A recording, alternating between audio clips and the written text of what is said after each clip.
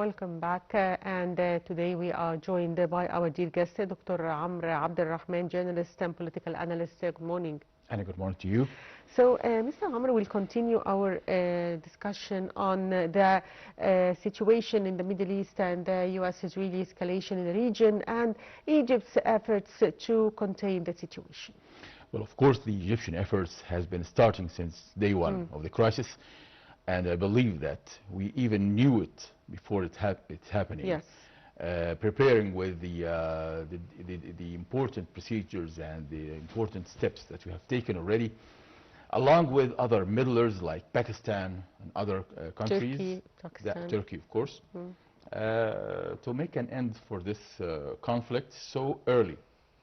But unfortunately, the huge power behind and the vicious agenda behind that aggression was more than expected by all means.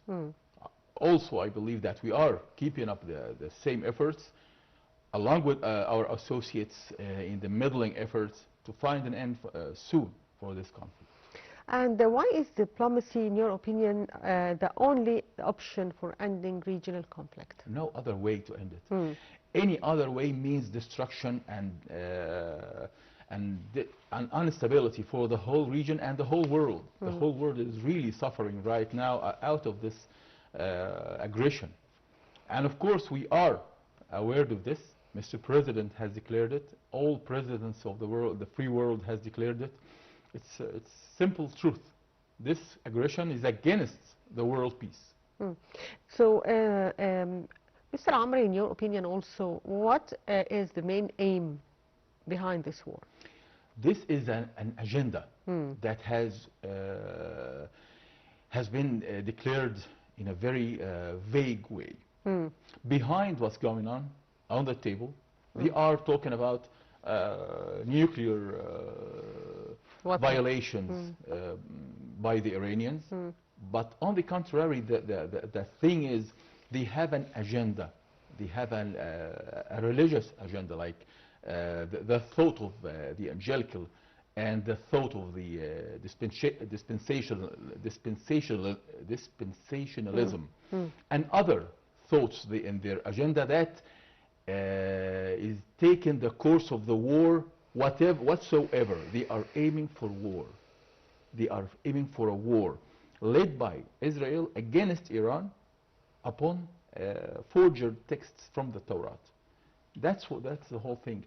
And then that's how we have witnessed how Mr. Trump has turned from a man with the background of a businessman and just aiming on for the economy as a way or a tool to finish his or to win his cases all over the world, like he has already done with the conflict between Russia and Ukraine, convincing the Ukrainians to stop the war and admitting the rights of Russia to have its own Crimea lands and Donbass lands. That was clear. Suddenly he has changed according to some pressures behind. Of course, we have witnessed what happens when the Epstein files were exploded, and that was the twist of his course. Suddenly he's become a war leader, not an economical man. He has suddenly, all of a sudden, he has become a war leader, taking the whole region into chaos. He gave the green light. He took the green light, or maybe took the direction or dictation from Tel Aviv. He is now under pressure. He must go to war. Yes, talking about U.S. Trump being under pressure now, we see protests every day in the United States. And yesterday, nearly 100 protesters were arrested during demonstration calling on the Senate Democratic leader Chuck Schumer and Senator Kirsten Gillibrand to block the sale of thousands of U.S. bombs to Israel. Do you expect the American citizens to put pressure, to succeed on putting pressure on President Donald Trump? That agenda I was talking about is the same speech and the same dialogue that is going right now in the American streets. Yes. and the American two parties, not just the Democrats, but also the Republicans, they are now condemning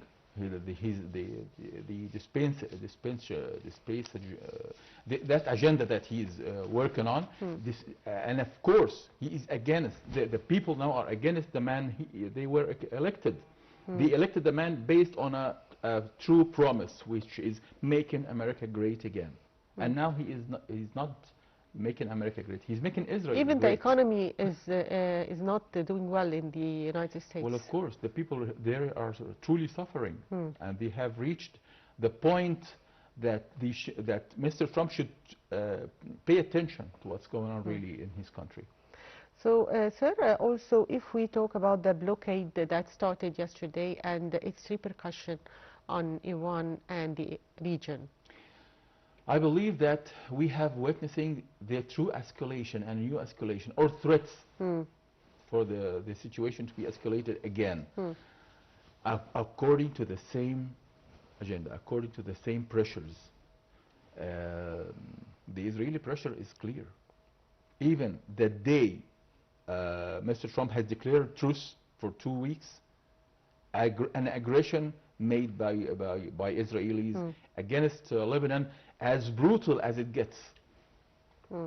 That means that Israel doesn't want this war to end. It wants it to continue. It wants it to continue and go on and on and on until Persia is all destroyed.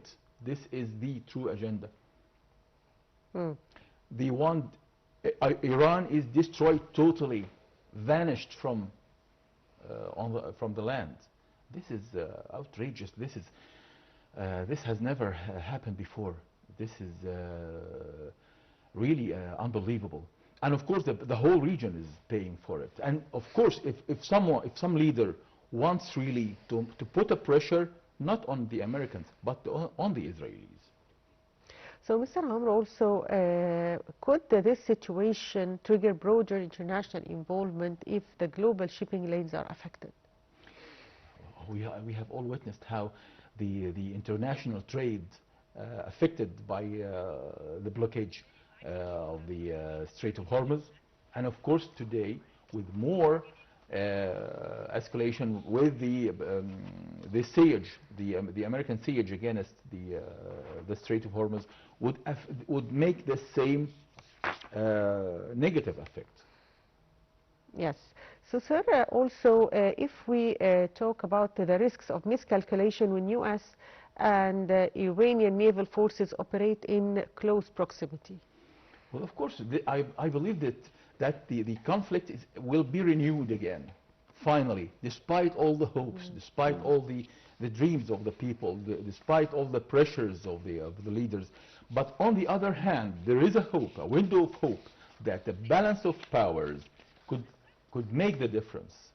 The balance of powers, if we witness an interference with the sound of power by the Russians, by the Chinese, by the Northern Koreans. I believe those are the parts that is supporting or protecting Iran from being eliminated. And of course we know that they have strong relations, even militarily. So I believe only the balance of power can make an end to this conflict. Yes. So, Mr. Amr, we'll have this report on the meeting between Lamy, Vance and Rubio that signals an intensification of joint efforts by the United States, the United Kingdom, to respond to one of the most pressing geopolitical challenges of the moment. It demonstrates unified commitment to stability, diplomacy and humanitarian responsibility, while highlighting the critical role that coordinated international leadership plays in navigating complex regional crises. Details in the coming report. A high-level diplomatic meeting held on Monday brought together David Lammy, J.D. Vance and Marco Rubio to address the rapidly evolving situation in the Middle East. The discussion underscored the urgency of coordinated international action at a time when the region is experiencing heightened tensions and growing uncertainty. The meeting reflected a shared recognition by both the United States and the United Kingdom of the need to contain escalation and prevent the conflict from widening further. With instability threatening not only regional security but also global economic interests, particularly in energy markets and trade routes, both sides emphasized the importance of maintaining close transatlantic cooperation. The talks highlighted a mutual commitment to diplomatic engagement as the primary means of addressing the crisis, with a focus on de-escalation and conflict management. A significant part of the discussion centered on the humanitarian dimensions of the crisis, including the urgent need to ensure the delivery of aid to affected populations and to support efforts aimed at achieving ceasefire. Both countries acknowledged the complexity of the situation on the ground, as well as the necessity of working with regional and international partners to facilitate access to humanitarian assistance and to alleviate civilian suffering. At the diplomatic level, the meeting illustrated the continued alignment between Washington and London on key strategic objectives. Despite occasional differences in approach, both parties reaffirmed their intention to engage constructively with regional actors and to support initiatives that could pave the way for a sustainable political solution. This includes encouraging dialogue, reducing tensions, and preventing further destabilization across the Middle East. Ultimately, the meeting between Lamy, Vance and Rubio signals an intensification of joint efforts by the United States and the United Kingdom to respond to one of the most pressing geopolitical challenges of the moment. It demonstrates a unified commitment to stability, diplomacy and humanitarian responsibility, while highlighting the critical role that coordinated international leadership plays in navigating complex regional crises.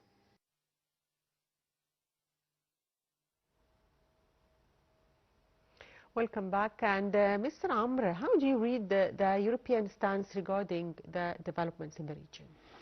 I would say that the American pressure against Europe that took the dictating way, it has reversed in his face. And I believe that Europe today is being awakened as a united force, as a united power at all levels. It seeks independence from the American domination that lasted more than half century since the World War II. Today we are witnessing statements by the Prime Minister of Italy and the Prime Minister of Spain, courageous. And also France's president, they are all against. Yes, of course, but maybe the President of France, sometimes he is hesitating. But the true strong situation came from Spain, Italy, and even Britain. That was unexpected, by the way. Britain today is wondering why it was withdrawn from the BRICS in the first place, and it seeks the way back into this gathering, economical and political and militarily. They are all against the American agenda, against the Trump agenda, the Israeli agenda. That was shocking and surprising, by the way. But it's a good sign for us as a nation, not just as Arabs or Egyptians, but as a nation. The whole nations today is seeking the power that can stop the aggression made by the Israeli and the Americans and the American administration. So, sir, also if we talk about the failure of negotiations the past few days, what are the main causes behind the failure of these negotiations? Each and every time Mr. Trump find a way to reach an agreement with the Iranians, here comes the pressure behind him.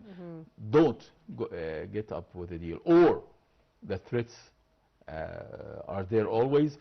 He's under threat and under pressure, and he realizes this and he's covering that awareness of that threat by claiming statements that has got nothing to do with the truth.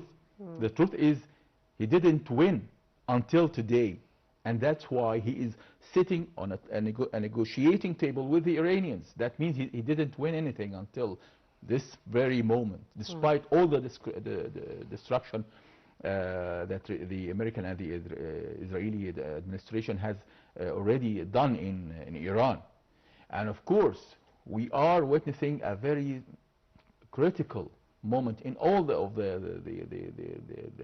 this age of time, a moment of change, a moment of reshuffling powers in the whole world. I believe there is a new map will be drawn, and that's why we should focus on who is our friend, who is our brother, who is our enemy. This is the main deal.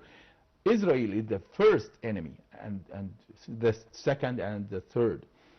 And of course, whoever is making a partner with the Israelis, that means we have our friends, we have our friends in the East, Russia and China, other countries, of course, our brothers in the Arabic region. Those are this is the map that protecting our own map as an Arabs and as Egyptian against the new map of bliss that Israel is already accomplishing right now with the expansion until the Euphrates and with military bases in the Horn of Africa.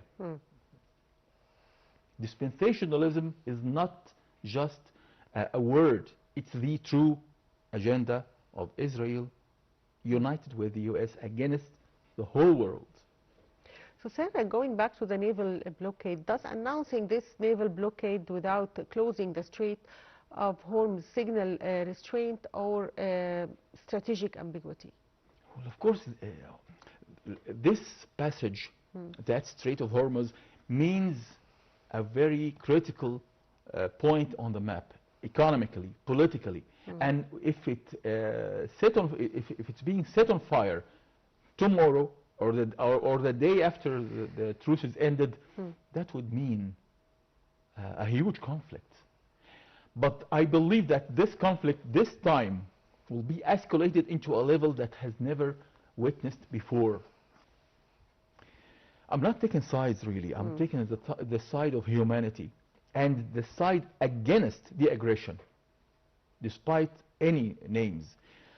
All I'm saying that if there is a power that will rise to the level of competition with the Americans and the Israelis, this will make the balance, and this will be the only way to stop this conflict. Without this way, without the balancing power, this aggression will go on and on and on. So all we have to do is wait and see after the truce is ended. So, sir, also talking about the blockade, what legal justifications might Washington present, and how might Tehran challenge them at international forums as United Nations? On what legal basis? The aggression was already launched. Yes. More than 100 law scientists and experts from the whole world has gathered on one opinion. This aggression is outlawed. This is an outrageous aggression against each and every international law in the whole world. This is, I believe this is an aggression that comes back to the barbarian ages, the dark ages, when any country, any empire can go there and wipe out another country just for fun or for an agenda or for a secret agenda. Yes. So, sir, also now the ceasefire is expected to expire on the 22nd of April. So, what are your expectations? What will happen after that? It depends on what will be happening right now as we are speaking, and depends on the powers that are trying to put an end to this. Whether it's including the powers in the American streets, the powers today, even the two parties that are ruling, the US, realizing how the rage and the anger among the American citizen, the American nation is now rising to a level that has never was reached before. They are marking their own president right now in the streets. This has never happened before. There is no one ever, American president have been marked like Trump is being marked right now in the streets among people. Not just the people, all sectors of the society in America against that, dispensationalism or evangelical agenda. This is outrageous. This is against any religion. Yes. So, Mr. Amr, also President Trump warned on social media that Iranian warships that come anywhere close to the U.S. blockade will be destroyed by quick and brutal strike. So now this blockade, of course, will have a severe effect on on Iran itself and its economy and its life. So to what extent this will affect the Iranians? This is a very important question, and this is a very important point. I don't believe that Iran will keep up the same state with the same borders in the next 10 years. I believe that it's going to be divided. Unfortunately, that doesn't mean anything but this stability to the whole region. By the way, this will be meaning more conflicts domestically. Yes. And this is that was the main agenda for the Middle East and the Arabic East, which is creating conflict between what they call it Sunni and Shia. That was the main agenda for the Arabs since years, since the beginning of the first conspiracy, which was the Sykes-Picot map. Then, from 100 years, it was a political agenda. Today, it's a religious agenda. And this has got nothing to do with religion or politics, only to divide and conquer. Divide the Arabic East, divide the Middle East, so they can reshape the map again like they have done since 100 years. Before 100 years, there were countries we have never witnessed or seen before. It was cultivated, it was divided. Sham, it was divided into countries like Lebanon and Syria and Jordan. That was a whole region. It's called Sham. Iraq at the same time, they have cut from it Kuwait, and also the